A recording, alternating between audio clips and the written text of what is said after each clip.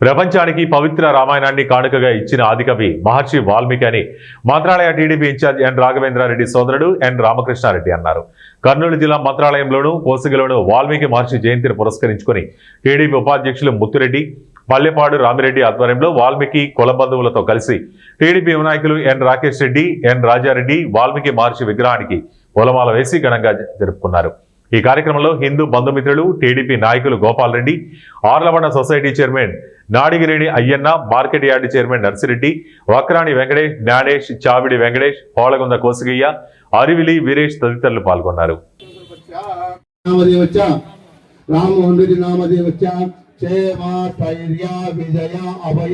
ఐరాజ్యార్థం, రాజకీయ ఉద్దార్థం, వ్యాపార ఉద్దార్థం, వ్యవసాయ ఉద్దార్థం, ఏ జన్మ బద్ద జన్మార్థం సర్వం శివార్పణమస్తు.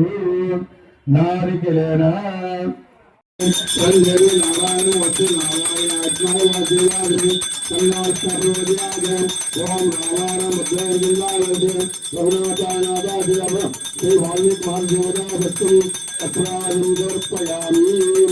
జయాజనం పార్వతీ హర హర మహాదేవ్.